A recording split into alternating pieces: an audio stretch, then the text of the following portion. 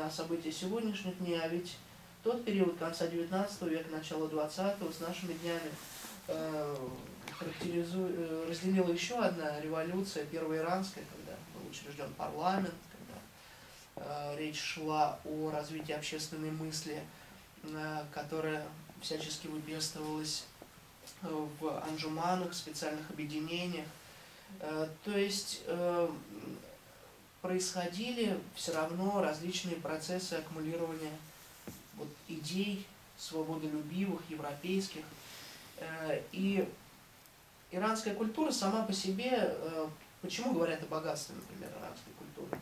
Речь не только, на мой взгляд, в ее древности, в том, что она очень традиционна и богата, потому что, скажем, испытала на себе влияние и тюркской, и татаро-монгольской, и в какой-то степени даже европейской, но и потому, что она всегда могла собрать все себе вот эти вот тенденции без ущерба к тому, что уже было до этого. То есть объединить в себе множество различных направлений и за счет этого только обогатиться, но не потерять. То же самое, между прочим, заметно на примере персидского языка, который в эпоху Каджаров был наполнен арабизмами, лексикой, привнесенной из Корана, хадисов,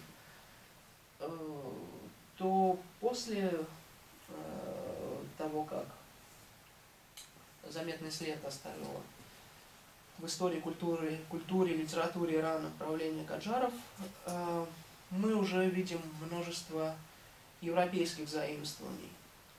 В разные эпохи к этой особенности персидского языка относились по-разному, я имею в виду использование больше такой лексики или другой, тюркской, или европейской, или арабской, но сам по себе язык, неконтролируемый, скажем, извне, он смог в себе также безболезненно объединить вот эти вот разные самые, даже лексические традиции. И подводя вывод,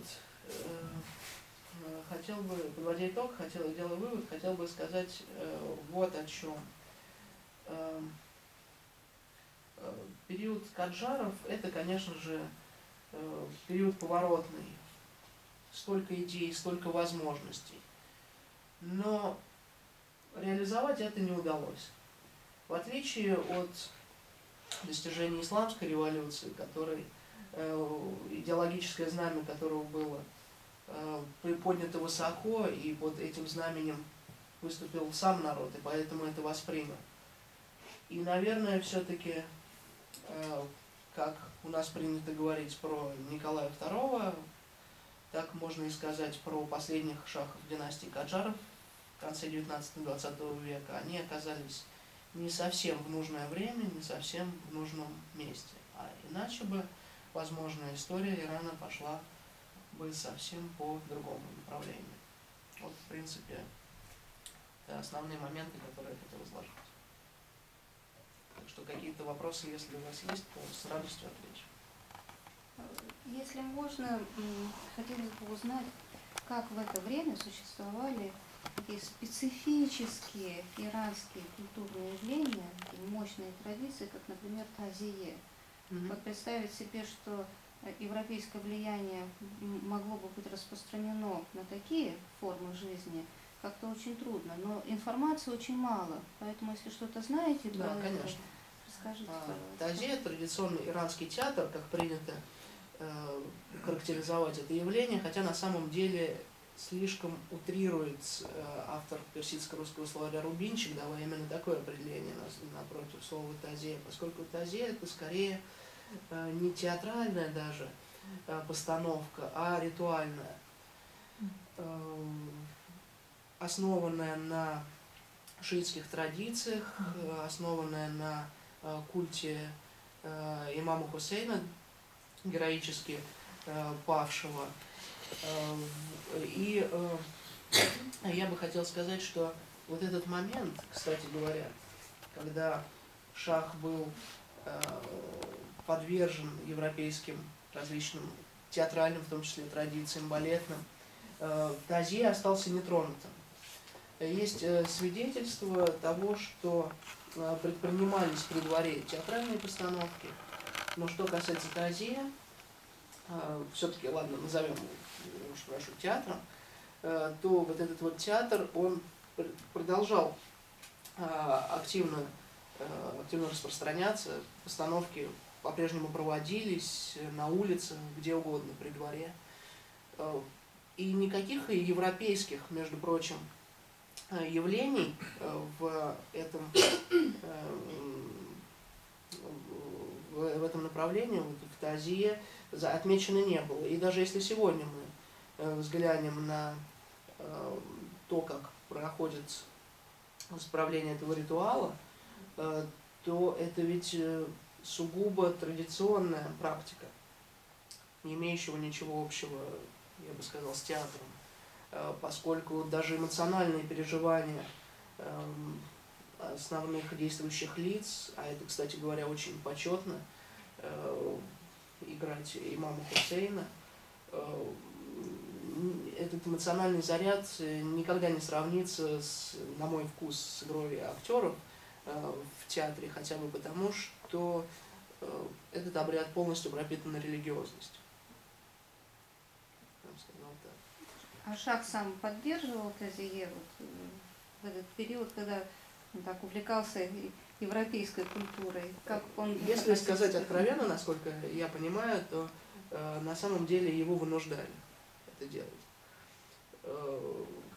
Был, скажем так, определенный свод предписаний, которые ему нужно было выполнять, и которые, может быть, он бы и не с радостью был готов делать, и в том числе участвовать в подготовке к Тазье. Вы правильно спросили, несколько расширю вопрос, правильно спросили, вот какое влияние оказал Запад, западная культура на вот традиционные всякие моменты. Ну, скажем, на таком традиционном виде иранского искусства, как ковроткачество, Европа тоже тогда повлияла, еще как. Портретная практика в искусстве иранского ковроткачества до каджаров никогда прежде не использовалась.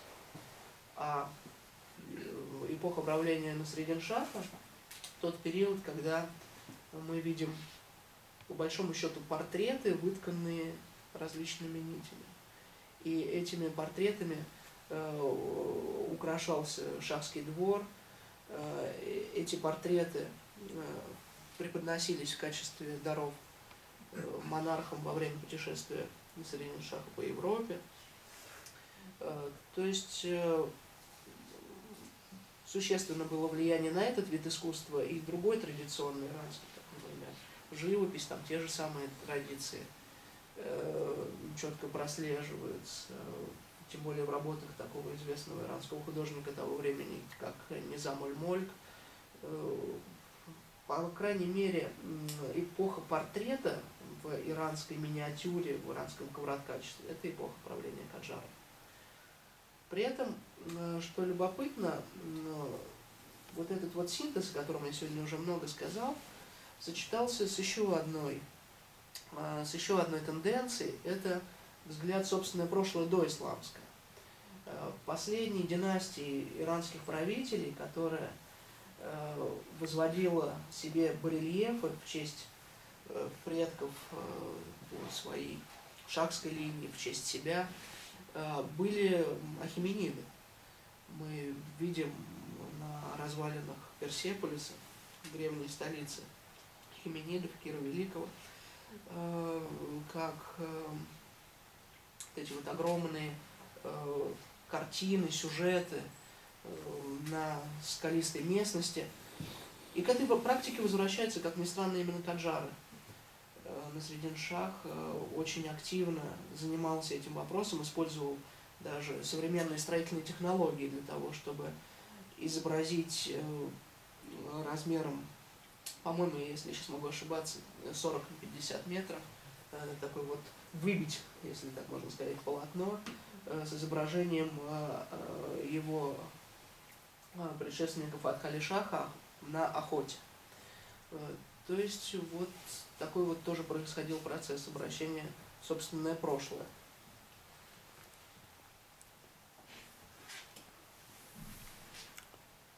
Извините.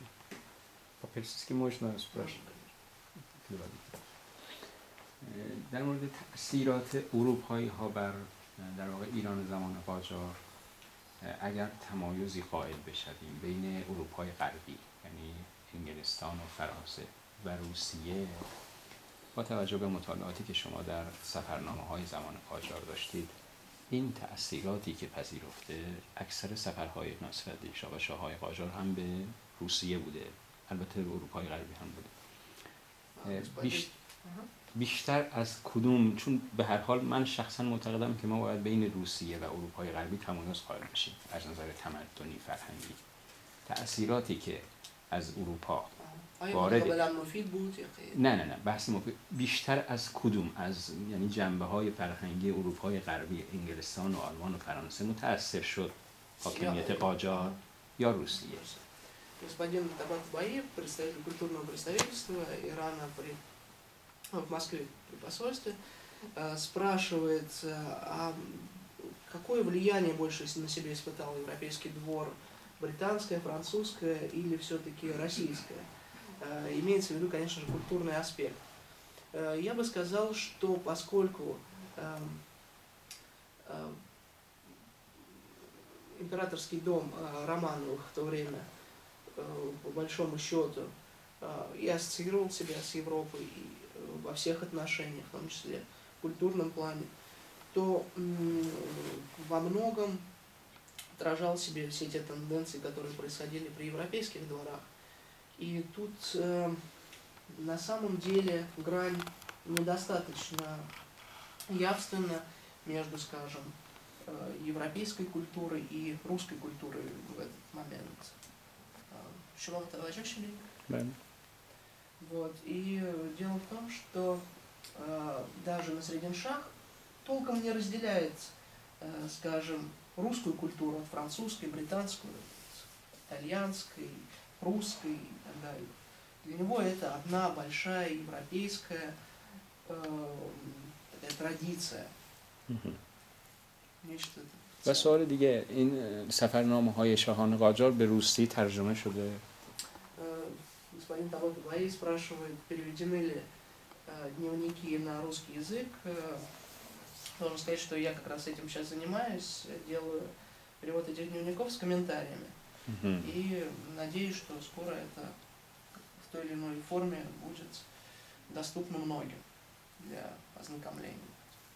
Спасибо. Да, было бы очень интересно. А еще интересно также как бы, обратный взгляд. Европейцы, наблюдавшие процесс перемен в Иране, что они об этом писали, какие у них наблюдения, много ли источников такого плана, когда бы европейцы отмечали, что вот под нашим влиянием в Иране там что-то вот меняется, и как они к этому относились? Основная часть источников, которые относятся к эпохе правления Каджаров, датирована рубежом 19 и 20 веков и создана на самом деле, если уж говорить прямо, резидентами британской разведки и русской разведки, и представляет собой скорее сборник неких донесений, документов, но никак не описание придворной жизни. Это связано, естественно, с различными политическими аспектами взаимоотношений этих стран и с общей тенденцией, я имею в виду контроля этих стран Ираном и борьбой за сферу влияния. Но выделил бы, тем не менее, все равно один неплохой источник, который выбивается из этой колеи. Это записки воспитателя персидского шаха, автор Смирнов, полковник Смирнов, полковник персидской казачьей бригады, созданной Российской империей в качестве вооруженного формирования при дворе. А мы знаем, что регулярной иранской армии на тот момент не было, и это тоже было одной из причин того, что трудно было контролировать те процессы, которые происходили в стране. Так вот, каджарская монархическая семья обратилась к Российской империи с целью поддержания контроля хотя бы в Тегеране и в окрестностях столицы Российской империи, которая, естественно, этим воспользовалась предложением, используя собственных политических интересов и так далее, и организовала целое подразделение профессионально обученных воинов. И, как мы видим, офицеры персидской казачьей бригады выполняли не только свои прямые обязанности, но еще и заделывались учителями, воспитателями к иранскому шаху, получается. Очень рекомендовал бы я почитать эту книгу, поскольку она, с одной стороны, отражает основные политические события тех времен, а с другой рассказывает много о личности шаха, об особенностях восприятия им европейской культуры. Вопросы есть? Как-то только я задаю. Есть, конечно. Я хотел спросить такую вещь. Как я понял, и в XIX веке действительно ярко проявилось стремление определенных слоев иранского общества больше узнать о Европе, что-то перенять. Ну, насколько мне кажется, если там вспоминать времена Александра Македонского, то есть эта традиция, когда население Ирана было способно, заинтересовано дать свои какие-то, потому что Александр Македонский очень много взял от культурных явлений и систем в Иране. Это естественно. Видимо, наступают такие вот моменты, когда этот процесс становится более сильным и происходит изменение. Я хотел спросить ваше мнение, вот такого события, может быть, мало заметного, не знаю, на фоне общих проблем иранской жизни и тенденций в XIX веке, как появление такой религии или учения, как бахаи, именно в Иране, и связано ли это с этим процессом каким-то стремления приблизиться к христианскому миру, или на то были какие-то другие причины? Насколько это естественно именно тогда происходило? Спасибо за вопрос. Если проанализировать не религиозный аспект, а, скажем, политический, социальный, Бабитского восстания, потом возникновения такого вот религиозного течения, как бахаизм, то нужно, конечно же, отметить, что скорее религиозная оболочка и оставалась только оболочкой. Все эти народные движения имели глубоко выраженный такой социальный характер, основанный на различных противоречиях и различном, абсолютно разном уровне образованности, возможностей иранского общества того времени. Так что я бы сказал, что с одной стороны, да, появление такой религии, как бахаизм, кто-то называет религией, кто-то может говорить, что это такое течение сектантское и так далее, смотря с какой точки зрения посмотреть. Это, с одной стороны, вполне даже закономерный процесс.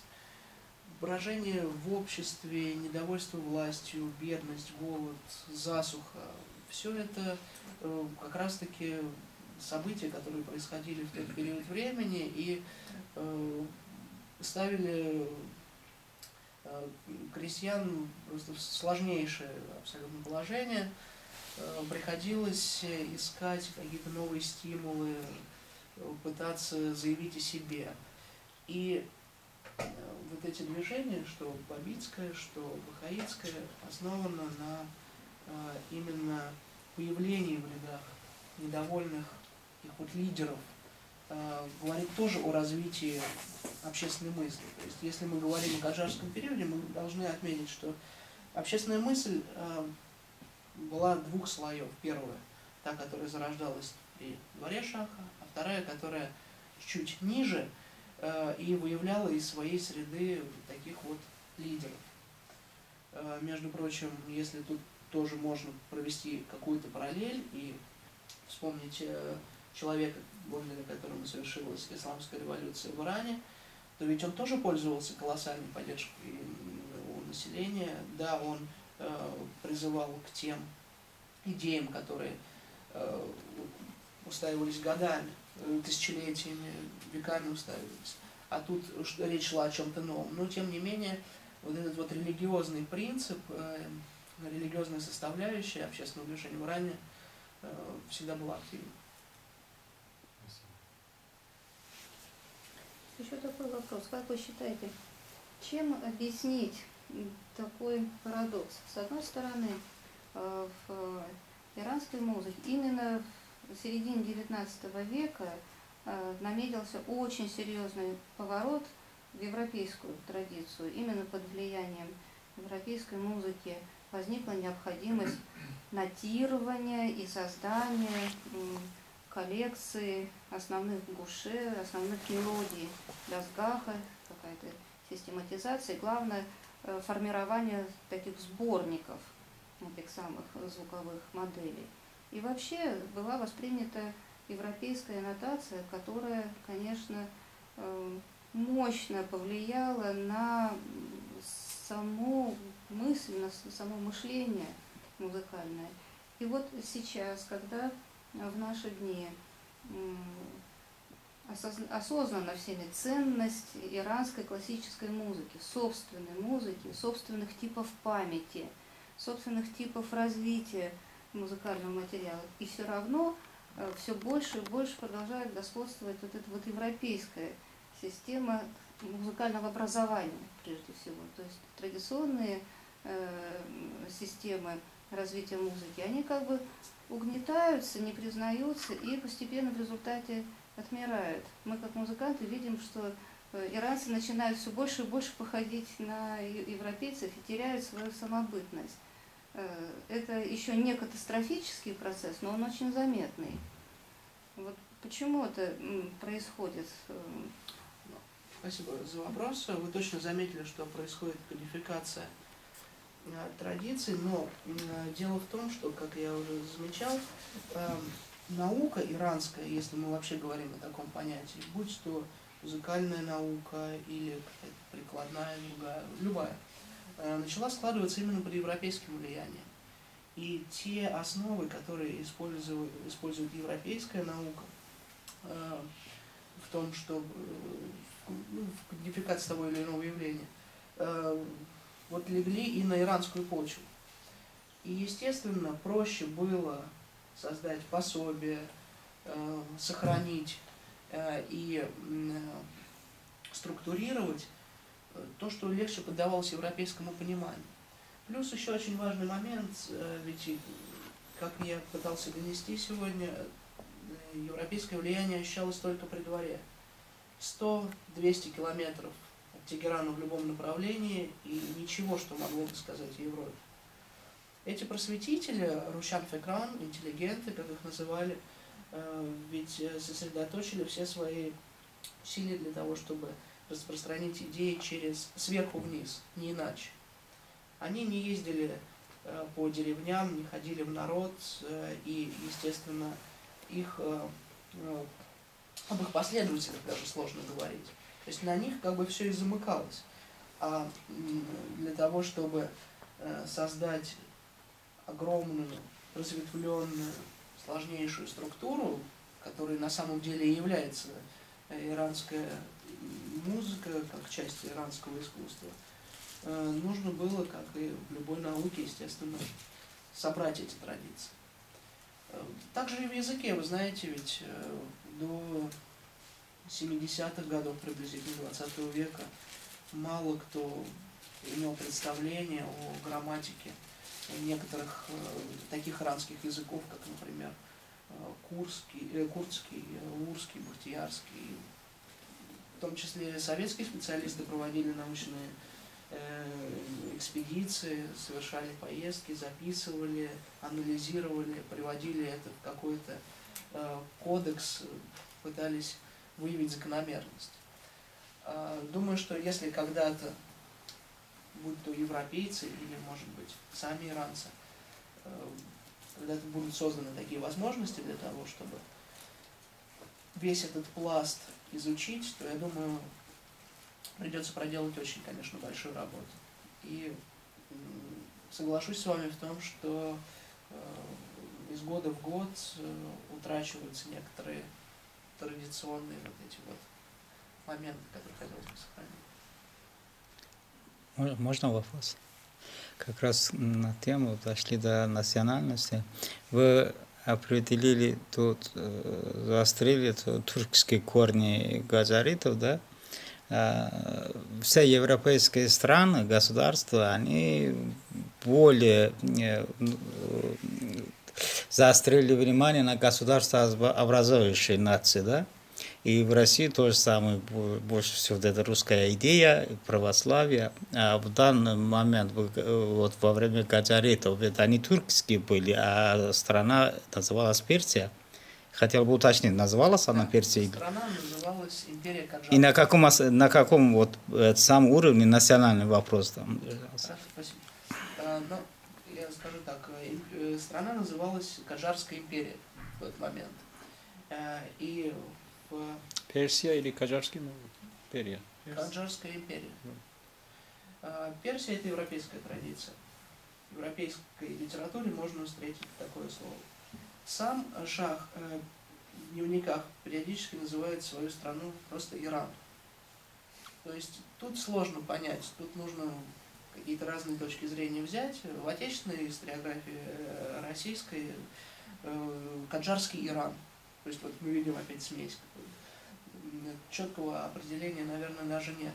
Что же касается национального вопроса, то тоже вопрос достаточно этот сложный, поскольку мы в тот период времени еще не говорим о сложении такой, например, нации, как иранцы. Такой вот большой нации, о которой мы можем говорить сегодня. Появилась несколько позже.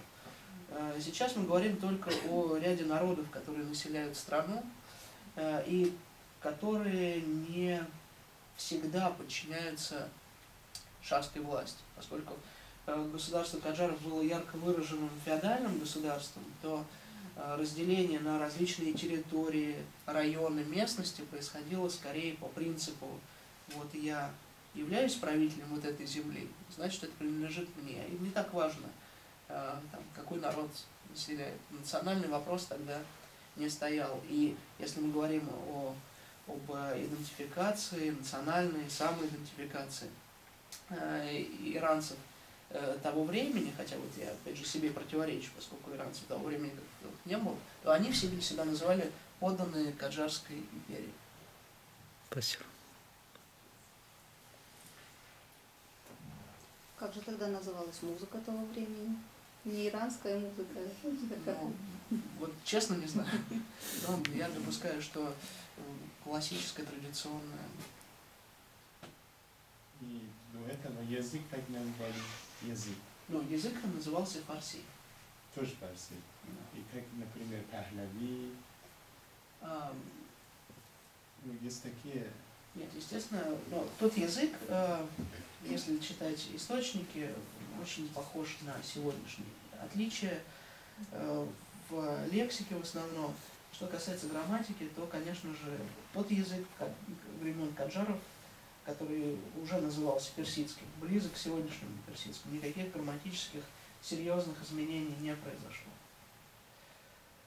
Вот. Извините, можно добавлю? Вот, спросили, как она называлась, музыка. На самом деле, национальность, я сам из Талыша, вот это Северный Иран и Южный Азербайджан. Дело в том, что в то время, когда спрашивали, кто по национальности, говорили мусульманин. То есть и Талыш говорил, что мусульманин, и Тат говорил мусульманин, и турк говорил мусульманин. То есть национальность не была определена. Но при дворе, помимо персидского государственного языка, активно использовался азербайджанский, как сейчас принято говорить, ну, то есть тюркский язык, поскольку общение самих членов правящей семьи происходило именно на этом языке. некоторые косвенные данные свидетельствуют, хотя источники основные сохранились на персидском. جناب آقای زاخارov حکومت در اون زمان حکومت قاجاری یا به تعبیر شما امپراتوری قاجار نامیده میشد. اون ملیت و در واقع هویتی که معطوف به ملیت باشه رو ایرانی نمینامیدند اون زمان.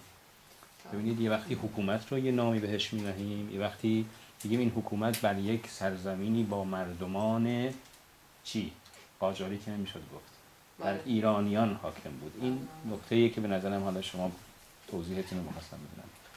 Вот продолжение разговора как раз спрашивают, как называли себя подданные Каджарской империи того времени, ведь не могли же они себя называть иранцами. Но, действительно, такого не было, и никто не называл себя по отдельности персом, талышем там, или так далее.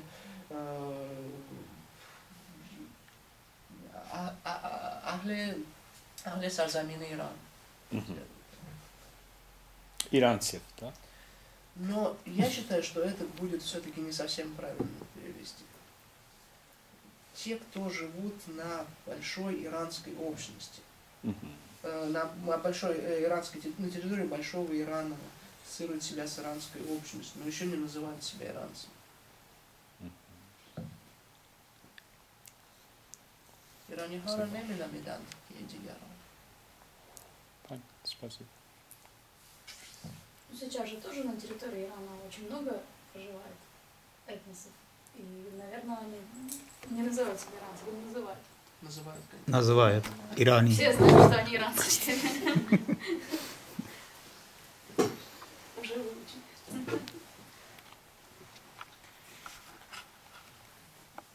И музыка называется иранская. Спасибо большое за внимание, за организацию этого мероприятия. Спасибо и за большое. ваш искренний интерес. Правда, я очень польщен. Мне очень приятно. Спасибо. Спасибо вам. Было бы хорошо, если бы мы, может быть, частично выложим на сайте информацию об этой лекции. Если какие-то еще иллюстрации вы нам раздобудете. Хорошо, и текст, и иллюстрации. Да, конечно, и, может быть, цитаты да, из каких-то источников. Чтобы некий научный характер приобрела эта заметка, и чтобы это было возможно для восприятия так серьезно, конечно, следует опираться на какие-то подтверждения словам. Конечно, я сделаю это. Ну, я надеюсь, что мы еще встретимся. Спасибо.